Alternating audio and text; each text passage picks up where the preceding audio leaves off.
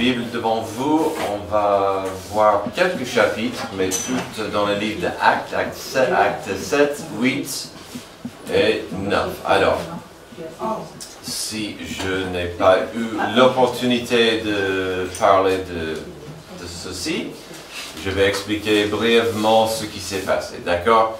Alors tout à l'heure, il y avait un petit groupe qui m'a demandé, mais qu'est-ce qui s'est arrivé, pasteur? J'ai commencé ma phrase comme ceci, j'ai dit, alors, vendredi, j'ai eu une dispute avec.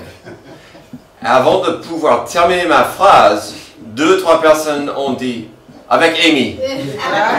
Amen. J'ai dit, alors c'est drôle, mais non, ce n'est pas elle qui m'a fait ça, heureusement.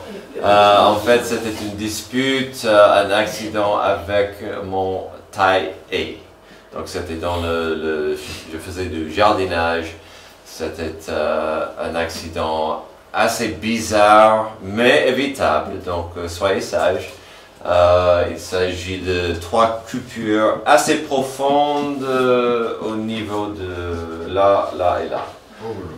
Il n'y a pas de tendon touché, un nerf légèrement touché, donc ça aurait pu être pire. Franchement, c'était Dieu m'a béni malgré moi.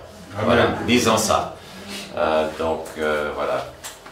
Priez les uns pour les autres. Vous pouvez aussi prier pour nous, surtout pour Amy, parce que maintenant, je deviens gosse et je dois lui demander de l'aide, ou parfois mes enfants aident-moi avec ceci, avec cela. Et, ça nous donne une nouvelle appréciation, n'est-ce pas, pour la santé.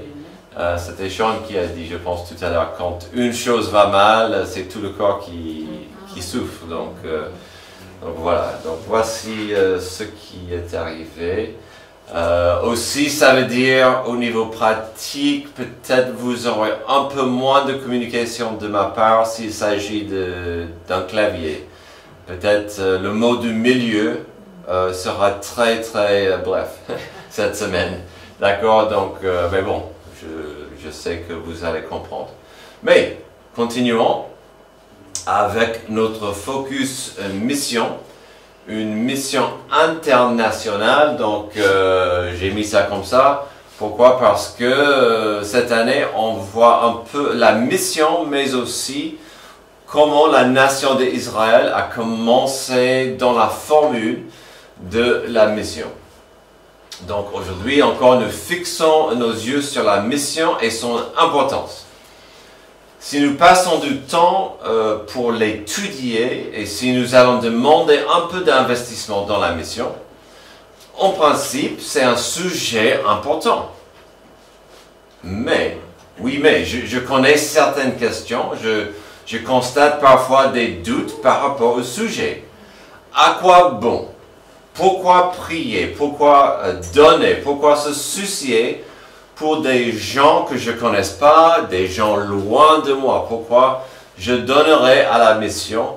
Surtout, pasteur, quand tu sais, je donne à la dîme, je donne à Dieu, à l'église, et en plus, tu me demandes de donner un peu plus à la mission. Je comprends, ce sont des questions pas légères. Surtout sachant que l'investissement que l'on demande implique un peu de compassion. On ne va pas donner dans la boîte de la mission en principe sans un peu de compassion. Et la compassion, c'est un mouvement qui pousse la personne à agir. C'est plus d'une émotion où on est ému. Mais la compassion va pousser la personne à agir. Et donc, c'est vrai que la mission va mieux quand on comprend cette notion de la compassion. Pourquoi devrais-je m'en soucier? C'est une question correcte et naturelle. Si vous étiez là il y a une semaine, vous avez entendu une partie de la réponse. Pourquoi on devrait penser à la mission? On a vu ceci. La mission, c'est tout simplement la propagation, la propulsion, le partage de l'évangile. Quand on comprend de mieux en mieux la grâce de Dieu, la bonté de Dieu, la miséricorde de Dieu, on aura envie d'en parler. d'y participer, de faire le maximum, d'avancer le message. Donc, quand je suis touché par l'Évangile, en principe, quelque part, ça va me pousser de ne pas garder ça pour moi, mais de partager. Donc la mission va dire simplement, partager ça un peu plus loin que chez moi. Cette année, pour notre focus missionnaire, je voulais que nous voyions un peu plus la partie que la nation d'Israël a jouée dans la naissance de la mission. Nous avons vu dimanche dernier en Romains 11, vers la fin, que Dieu a un plan vis-à-vis d'Israël.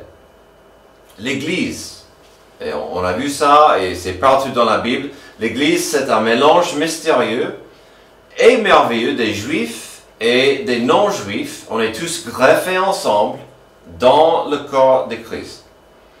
Mais nous avons constaté la semaine dernière que même si l'Évangile a commencé en Israël, il y avait des obstacles, des freins, assez vite.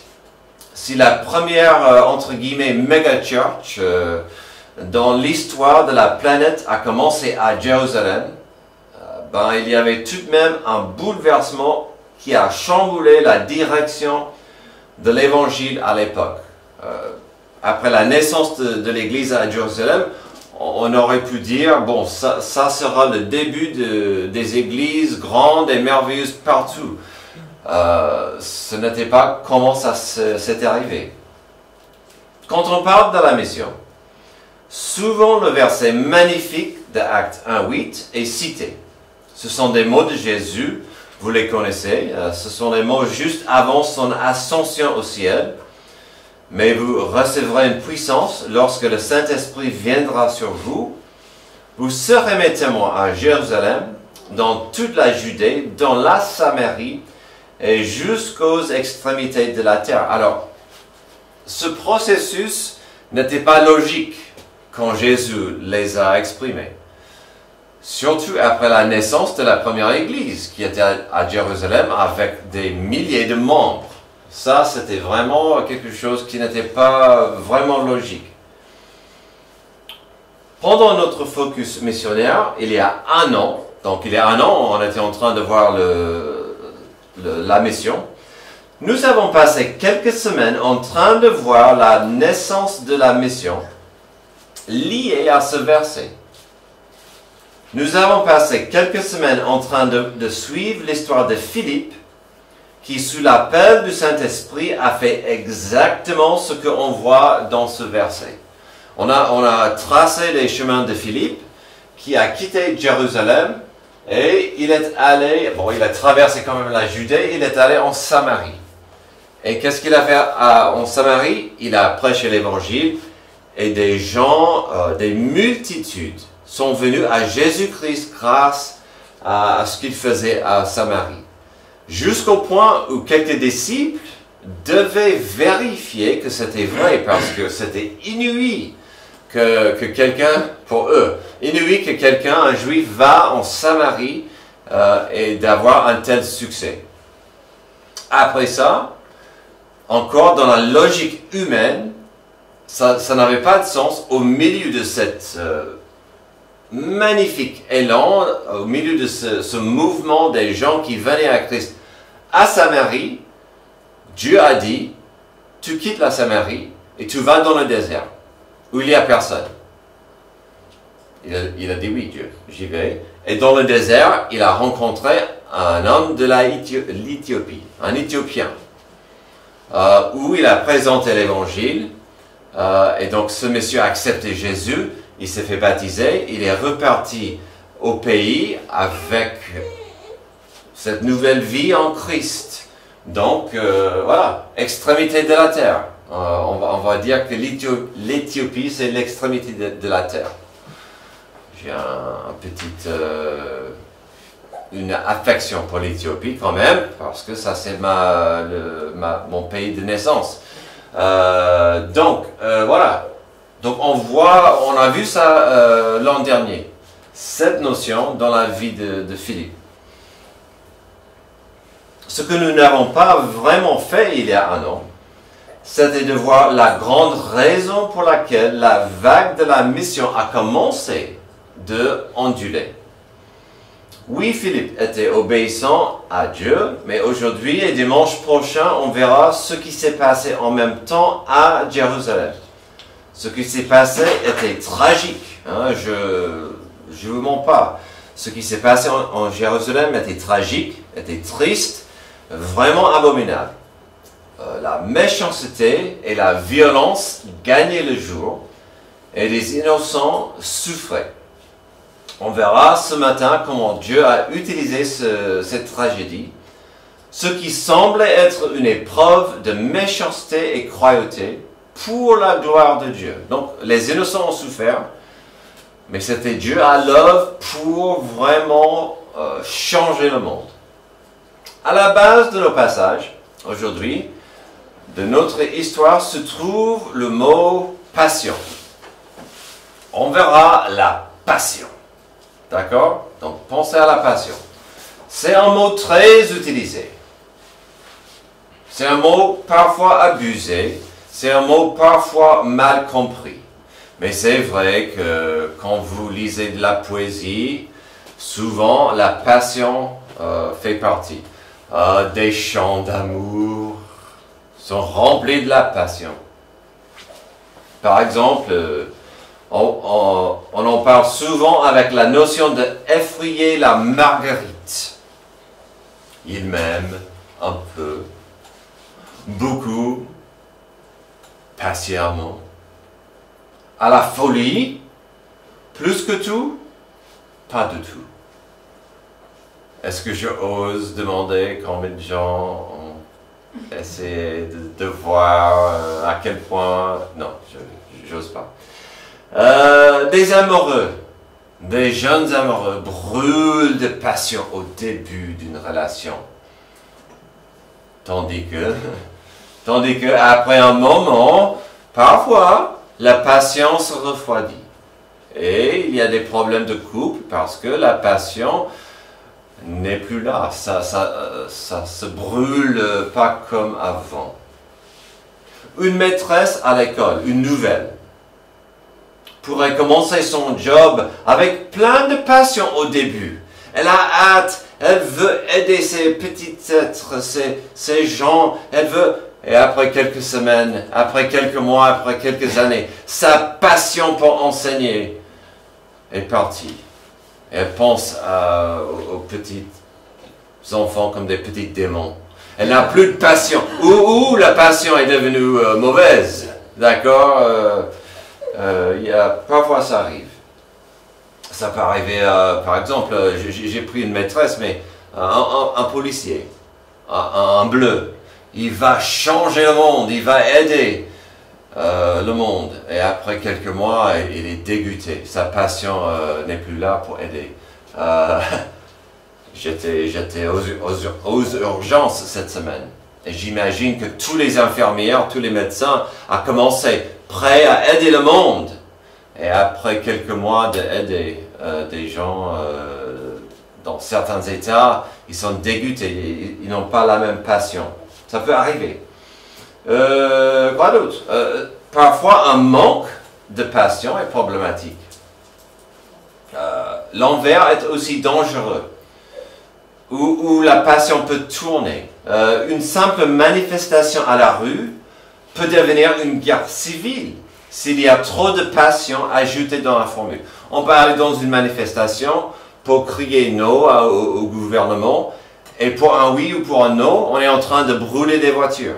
Donc la passion peut vite saisir quelqu'un.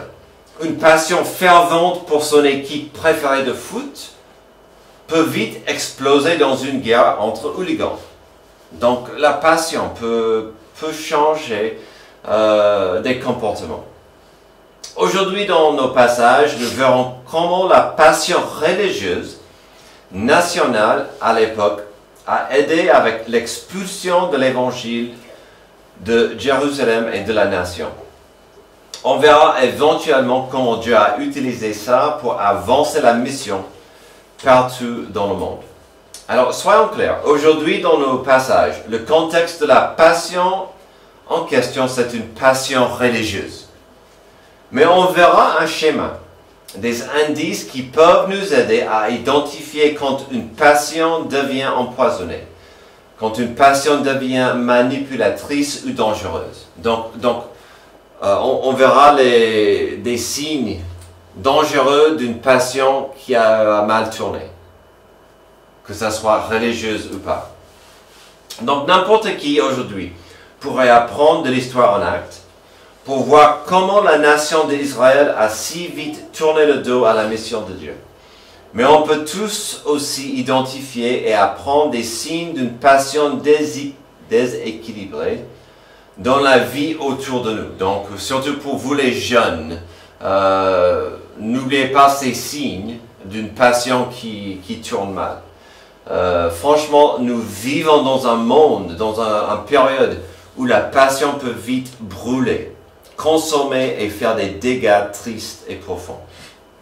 Aujourd'hui, notre lecture commencera au chapitre 7 de Actes, mais notre histoire commence plutôt dans le chapitre juste avant. Voici la scène au chapitre 6. Comme nous avons dit la semaine dernière, la première église est née à Jérusalem. Elle était une méga church, une immense église. Elle exerçait une nouvelle influence énorme et puissante et le système religieux devenait frustré, même menacé. Les dirigeants croyaient d'avoir éliminé la source de leurs problèmes, c'est-à-dire Jésus-Christ. Mais après son départ, après l'ascension de Jésus au ciel, la première église est née à Jérusalem et elle était une grande église en taille mais aussi en puissance. Elle exerçait une nouvelle influence énorme et le système religieux devenait désespéré. Il fallait que des leaders religieux fassent quelque chose. Le judaïsme arrivait à un carrefour où l'Église se heurtait contre la loi de Moïse et les pharisiens. Il fallait attaquer l'Église, mais pas qu'une seule fois, il fallait une guerre. Mais afin d'avoir une guerre, il fallait un général. Aujourd'hui, nous allons voir le commencement de cette guerre. Nous allons voir aussi ce général méchant et assoiffé de violence. Un homme qui brûlait de la passion religieuse. Nous allons voir la différence entre une passion pour Jésus et une passion pour une religion. Nous allons voir quelques dangers qui se trouvent quand une passion devient une obsession. Alors la passion est bonne, mais parfois une passion peut devenir une obsession. Et ça, c'est problématique. Donc, attention, ça brûle. Quand pourrait une passion devenir dangereuse? D'abord, lorsque elle brûle par la peur.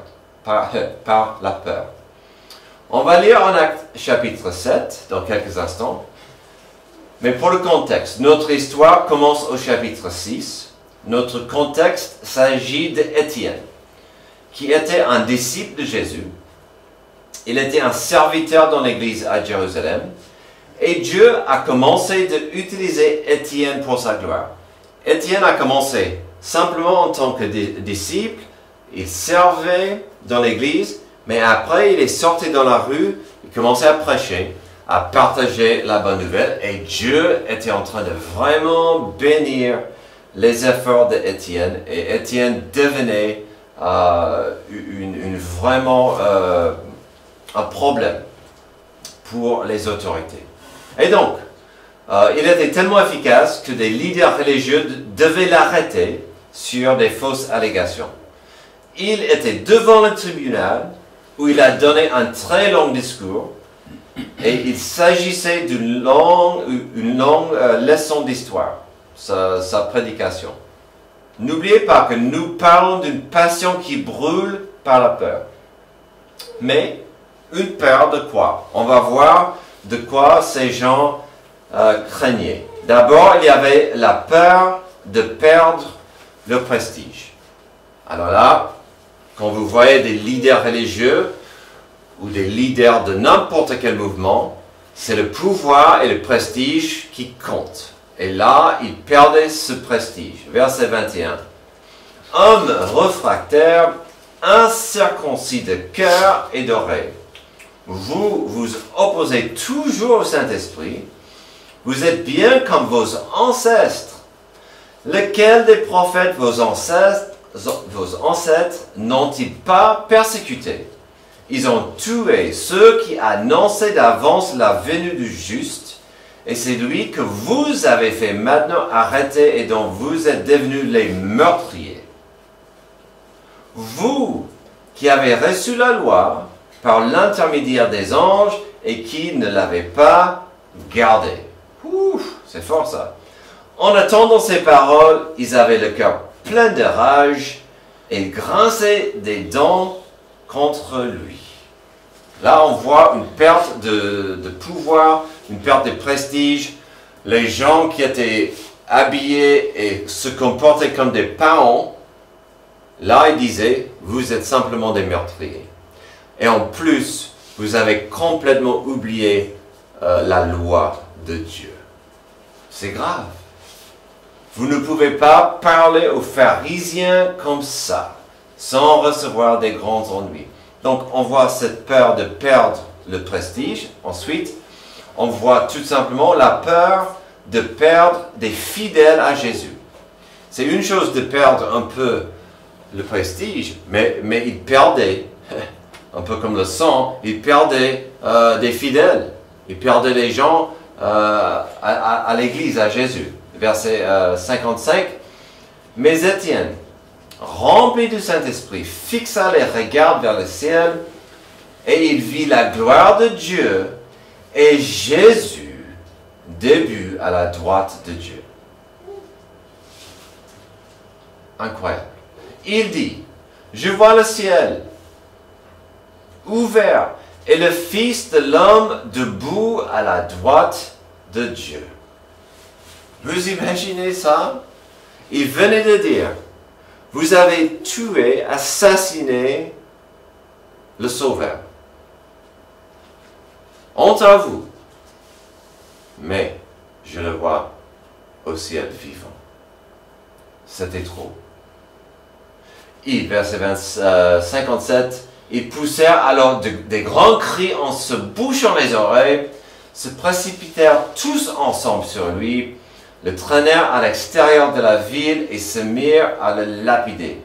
Les témoins avaient déposé leurs vêtements aux pieds d'un jeune homme appelé Saul. Donc, voilà, la peur, la passion est devenue une obsession et ils ont agi comme des fous. Ça peut arriver. Il faut être attention à notre passion. Et ça nous mène à la suite. Il y avait cette peur de laisser cette menace rester en vie. Ils ne pouvaient pas. Pour eux, encore, et c'est dingue, avec Jésus, la solution c'était de tuer Jésus. Encore, ils sont si désespérés. La réponse c'est, il faut tuer cet homme. Il faut l'éliminer. Et donc, ils ne pouvaient pas garder cette menace en vie. Verset 29, ils jetaient des pierres à Étienne, qui priait et disait, Seigneur Jésus, accueille mon esprit. Puis il se mit à genoux et s'écria d'une voix forte, Seigneur, ne les charge pas de ce péché. Après avoir dit cela, il s'endormit. Alors, ce n'est pas dans mes notes, mais ça vient d'arriver à mon esprit. De lapider quelqu'un était permis à la loi, mais c'était pour des crimes assez graves, assez extrêmes. Donc déjà, ça se voyait qu'ils étaient vraiment désespérés. Il y a ça. Aussi, qu'est-ce qu'il dit? Ils sont en train de pécher. Ça, c'est encore une meurtre. C'est le péché qu'ils me font. Mais plus important que ça, il dit à Dieu, pardonne-leur, ils ne savent pas ce qu'ils font. Étienne, le premier martyr, Il devait mourir pour son blasphème. N'est-ce pas intéressant ces échos de calvaire? Dieu pardonne-leur. Ils ne savent pas ce qu'ils font. Seigneur, ne les charge pas de ce péché. Alors, vous le savez, des gens équilibrés ne lynchent pas des gens qui parlent de Jésus. Si je parle de Jésus à la rue, j'aurai des mauvais regards. J'espère que personne ne va essayer de me tuer. D'accord? Des gens équilibrés ne font pas ça. Mais ces gens avaient trop peur de cette nouvelle église, de ce nouveau mouvement qui était pour eux une grande menace. Et donc, quand pour eux une passion deviendra dangereuse lorsqu'elle brûle par la peur. On voit beaucoup de peur ici. Deuxième chose, lorsqu'elle brûle pour punir. On passe à Actes chapitre 8. Nous continuons maintenant au chapitre 8 pour voir où cette vague de passion religieuse ira. Et vous pouvez devenir que la motivation derrière les actions que nous allons voir sera la punition. Il faut que ces gens payent, il faut que ces chrétiens reçoivent la punition. Verset 1. Saul a prouvé l'exécution d'Étienne. Ce jour-là, une grande persécution éclata contre l'église de Jérusalem, et tous, à l'exception des apôtres, tous, donc on voit des centaines, des milliers, tous, à l'exception des apôtres, se dispersèrent dans les diverses régions de Judée et de Samarie. Où? Judée et Samarie, comme on a vu avec la vague ondulante. Des hommes pieux enterrèrent Étienne et le pleurèrent beaucoup. Quant à Saul, il cherchait à détruire l'église. Il pénétrait dans les maisons. On arrachait hommes et femmes et les faisait jeter en prison. Ceux qui avaient été dispersés allaient de lieu en lieu et annonçaient la bonne nouvelle de la parole. Alors, on va commencer de voir ici Saul. Saul, qu'on a vu tout à l'heure, il était là pour la lapidation d'Étienne. La Bible ne le dit pas, mais à mon avis, quand Saul était là pour la lapidation, il était tout content. Peut-être il applaudissait. Alors, je ne peux pas applaudir, mais je pense qu'il était tout content. Bravo, continuez comme ça. Même à ce stade de sa vie, Saul était un homme fascinant. Il était lui-même un pharisien. Nous savons qu'il a appris au pied de Gamaliel, un pharisien renommé, très respecté. Ça veut dire qu'il savait la loi, il pouvait même enseigner la loi. Mais ça veut dire aussi qu'il était très, très religieux. On peut constater ici qu'il était plus que religieux. Sa religion était sa raison d'être.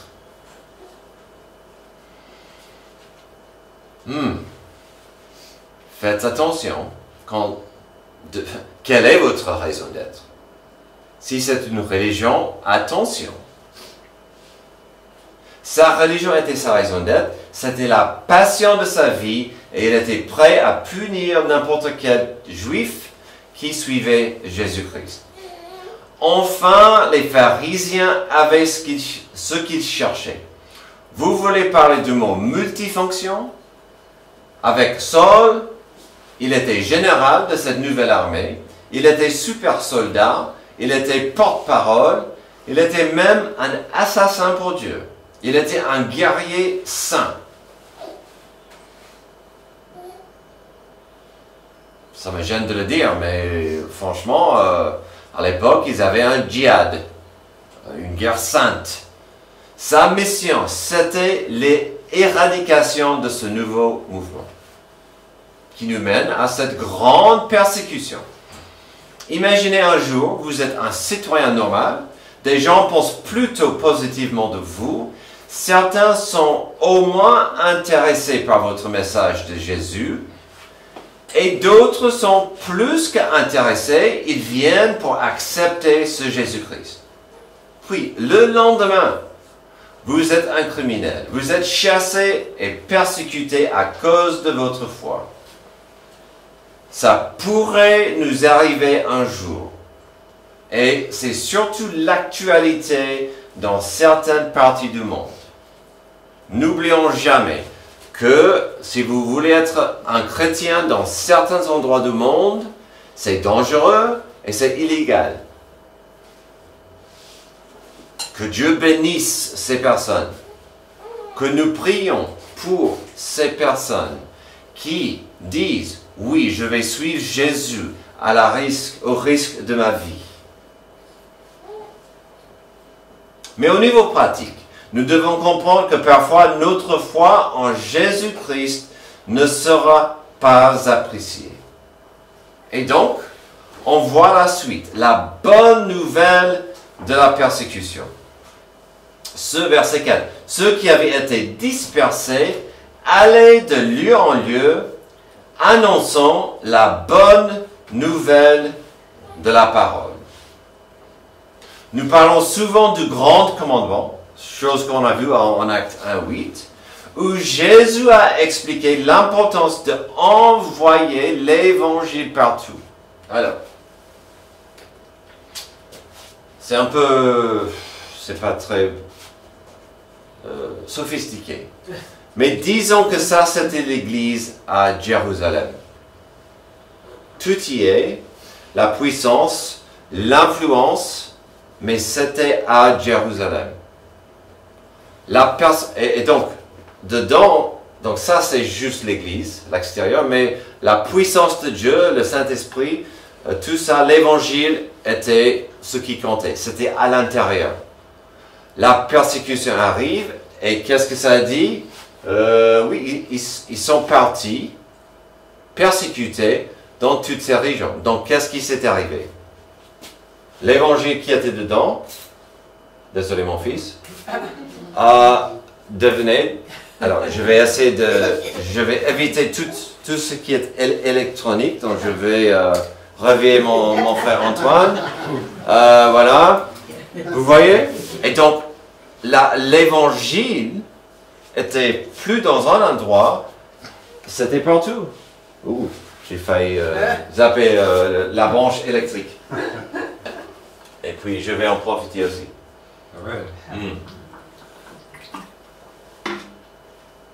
C'est la beauté de l'évangile. Elle était là, il était là, et après, c'était dispersé partout, partout.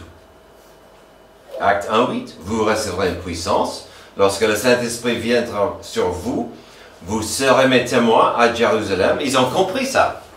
Mais ils n'ont pas compris la Judée, la Samarie, les extrémités. Et ça, c'est la beauté de la mission. On voit ça ici, dans notre passage, en action. Terminons avec notre troisième chose. Quand pour une passion deviendra dangereuse, lorsque elle brûle pour le pouvoir.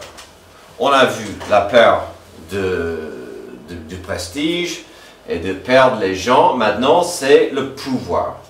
Verset 1 du chapitre 9. Quant à Saul, il respirait toujours la menace et le meurtre contre les disciples du Seigneur. Il se rendit chez le grand prêtre et lui demanda des lettres pour les synagogues de Damas, afin de pouvoir arrêter et amener à Jérusalem les partisans de cet enseignement qui trouverait homme ou femme. Alors, dans le grec, quand ça dit Paul respirait toujours la menace et la meurtre. Alors, bien sûr, nous savons que nous respirons l'oxygène. Mais dans le grec, c'est fort. Ça nous donne l'idée que vraiment, ça, c'était sa motivation.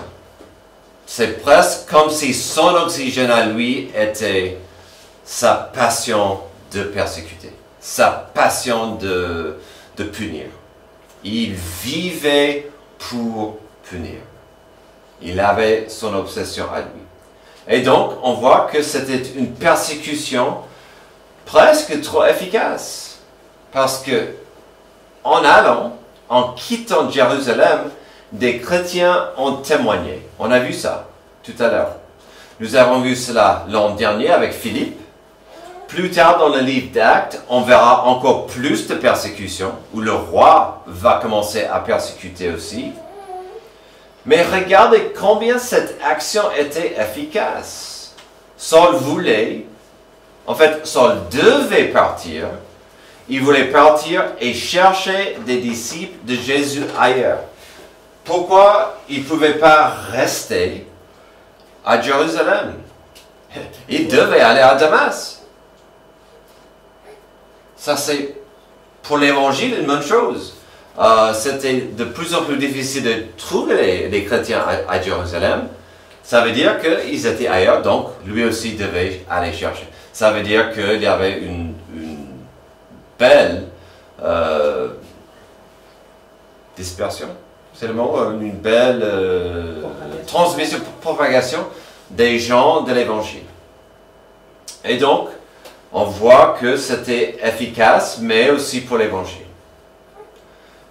Encore, Paul devait avoir plus de pouvoir. Il a commencé avec des manteaux des autres à ses pieds. Maintenant, il avait la carte blanche. Il avait la carte blanche du souverain sacrificateur. Il avait l'autorité et l'autorisation de faire sa croisade. Est-ce qu'il avait des armes? Probablement. Est-ce qu'il avait des gens musclés? Oui. Est-ce qu'il avait des outils et des moyens? Absolument. Lui, il était prêt, il était équipé. On le dit assez souvent ici. Je cite sans honte l'oncle Ben, un grand pouvoir implique une grande responsabilité. Malheureusement, Saul avait un grand pouvoir, mais sans responsabilité. Il voulait punir avec son pouvoir. D'autres diront, mais ce n'est pas juste. Où est la justice? Les innocents ont souffert. C'est là où on doit jamais oublier, la justice appartient à Dieu. Et Dieu avait un plan. Je vous rappelle de 1 Pierre 3, 16 et 17. Mais faites-le avec douceur et respect, en gardant une bonne conscience, afin que là même où il vous calomnie, comme si vous faisiez le mal, ceux qui critiquent votre bonne conduite en Christ soient couverts de honte. En effet, il vaut mieux souffrir si telle est la volonté de Dieu en faisant le bien qu'en faisant le mal. Le verset 17 est dur. On l'aime pas trop. Mais c'est vrai. S'il faut souffrir, souffrons parce qu'on veut glorifier Dieu. Amen. Si quelqu'un aurait des soucis avec les autorités, et cette personne a commis des erreurs, des bêtises, c'est la justice à l'œuvre. Mais si l'enfant adoptif de Dieu avait des soucis parce qu'il est fidèle à Dieu, c'est Dieu qui recevrait la gloire. Nous ne pouvons pas être responsables pour l'attitude et les actions des gens dans le pouvoir. Mais nous sommes responsables pour nos attitudes et nos actions. Finalement, cet abus de pouvoir était une bonne chose. Pas pour ceux qui souffraient, mais pour l'évangile et la mission. Cela a obligé des gens de devenir des missionnaires. Et cela est toujours une bonne chose. C'est ici où je peux pouvoir choisir de ne pas parler d'un petit sujet lié à notre sujet, le sujet du confort et le sujet de l'aise. Mais je vais oser. Ces gens étaient prêts à souffrir pour l'évangile. Honte à nous, à l'Église moderne. Oh, mais j'ai fait la fête samedi soir. J'ai pas envie d'aller dimanche à l'église. Oh, j'ai mal à la tête. Je peux éviter l'église aujourd'hui. Oh, ma liste de choses à faire est longue. Je pourrais gagner du temps le dimanche matin avec ma liste. Oh, ma voiture est en panne. J'irai pas à l'église aujourd'hui. gâtés. On est gâtés. Je ne veux pas vous culpabiliser. Mais quel privilège que nous avons d'être dans un pays où on a la liberté de venir ensemble pour louer Dieu ensemble. Et qu'est-ce qu'on fait avec ça, souvent? J'ai pas envie. Ça ne m'intéresse pas. Pas aujourd'hui. La prochaine fois. Tandis que dans certains endroits du monde, les gens iront des kilomètres à pied pour être à la maison de Dieu. Bon, ça c'était quelque chose à côté. J'ai osé. Terminons. Aujourd'hui, nous avons beaucoup parlé de la passion. La passion en soi n'est pas une mauvaise chose. J'espère que vous avez de la passion dans vos vies. Mais quand j'ai cherché une définition de la passion, j'étais frappé par les 3 premières. Mouvement violent de l'âme. Émotion très forte et durable qui vainque la raison. C'est vrai. Ça fait peur. La passion parfois vainque la raison. Amour extrême.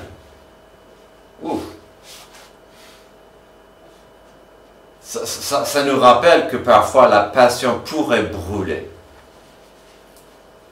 Dans un mauvais sens. Une passion qui n'est pas domptée peut vite commencer à brûler.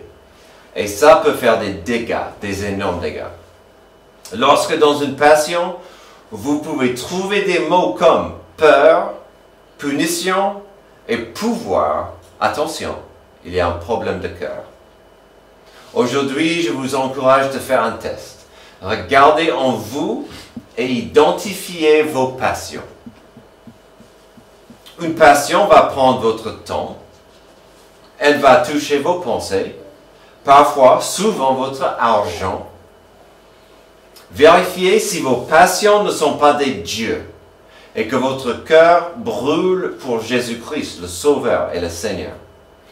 Si vos passions n'incluent pas l'évangile de Jésus et son amour, n'oubliez pas ce que nous avons vu il y a 2 semaines par rapport au désir de ce monde de nous façonner et de nous former. Le monde veut nous façonner. Le monde veut et le monde va nous façonner. C'est à nous de décider ce qui va nous influencer. Il n'y a pas un rappel plus important que celui-là. Vous le connaissez, Marc 12, 30. Et tu aimeras le Seigneur ton Dieu de tout ton cœur, de toute ton âme, de toute ta pensée et de toute ta force. Quelque part, on peut trouver de la passion dans ce verset. Voici le 2e. Tu aimeras ton prochain comme toi-même.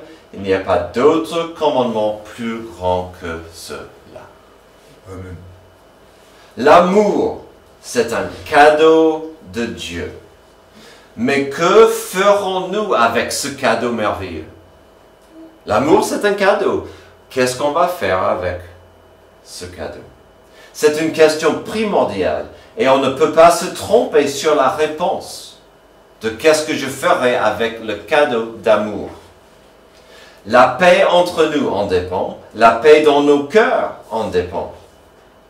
Que nous vivions nos vies dans la passion, certes, mais une passion pour un monde où Jésus-Christ soit le maître et le rédempteur de ce qui est brisé autour de nous. Prions. Merci Dieu pour cette histoire un peu triste qui nous rappelle que la passion peut souvent brûler pour des mauvaises raisons. Aide-nous afin de pouvoir identifier l'importance de la passion, d'éviter les passions qui brûlent dangereusement et que notre passion soit toujours enracinée dans ton amour. Si il y a des gens ici avec des passions qui ne sont pas en accord avec toi. Je prie que tu puisses vraiment toucher les cœurs afin que nous soyons plus proches à toi et à ta volonté. C'est dans ton nom que je prie. Amen. Amen. Levez-vous s'il vous plaît pour notre dernière...